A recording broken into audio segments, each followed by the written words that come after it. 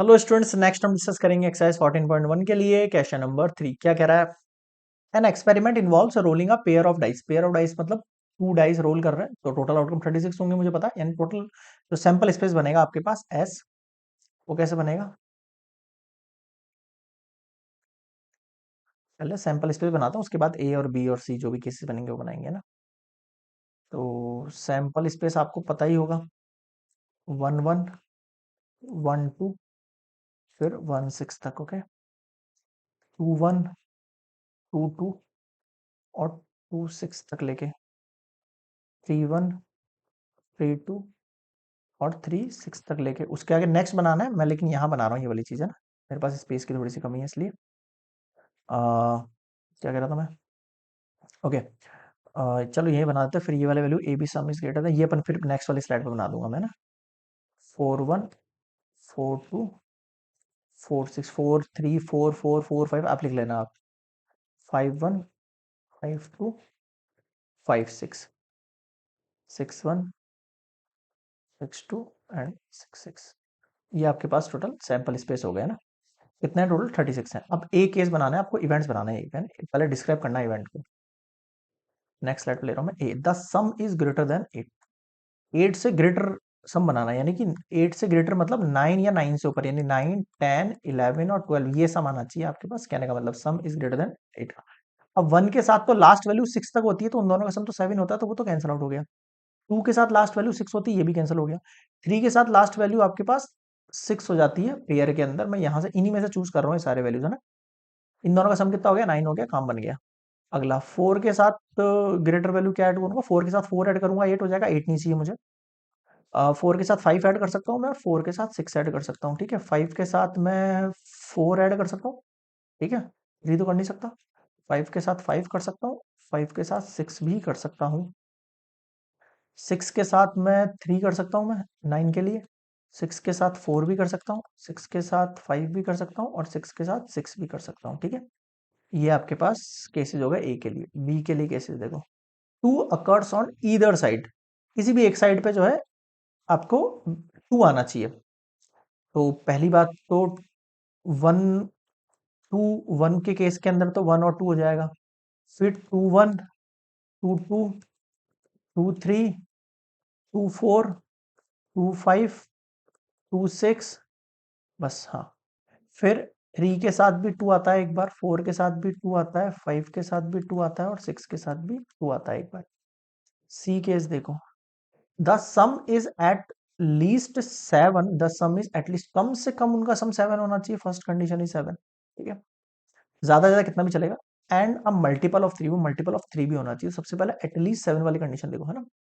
दोनों कंडीशन लगानी है मुझे ना। तो द सम इज एटलीस्ट 7, तो उसके लिए हम कंडीशन कौन कौन से बना सकते हैं? सबसे पहले 1 से स्टार्ट करो। 1 और 6 का सम कितना होता है लास्ट आपके पास? जो है 7 हो जाता है। एटलीस्ट 7 बोला है इसने, तो अगर मैं 1 के साथ मान लो 6 ले लेता, तो इन दोनों का सम तो 7 होता, लेकिन ये मल्टीपल ऑफ 3 नहीं है, तो ये नहीं ले पाएंगे हम, ना, हटा दिया मैंने। अगला देखो। 2 के साथ ऐसा क्या लूं मैं कि आपके पास जो है उनका सम जो है एटलीस्ट 7 या 7 से ऊपर भी चलेगा।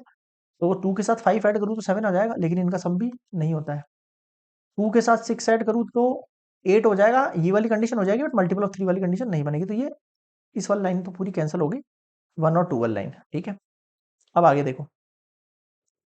3 के साथ क्या रखूं कि 7 आ जाए? अब 3 के साथ में सर यहाँ पर हम 4 रख सकते हैं, बट 3 और 4 7 होता है, मल्टीपल ऑफ 3 नहीं है। 3 के साथ हम 5 रख सकते हैं, एटलीस्ट 7 वाली कंडीशन ऊपर है, बट मल्टीपल ऑफ 3 नहीं है। 3 के साथ हम 5 रख लिया मैंने। 3 के साथ 6 रख लो, तो 3 और 6 sum at least, the sum is at least कम से कम 7 या 7 से ऊपर भी चलेगा ना।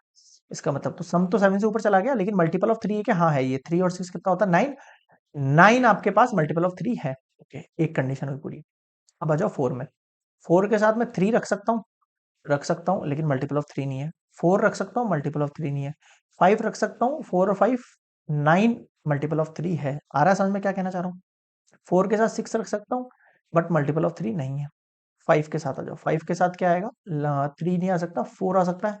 5 के साथ 5 नहीं आ सकता, 5 के साथ 6 आ सकता है। 5 6 कितना होता है? 11, ये भी नहीं आ सकता।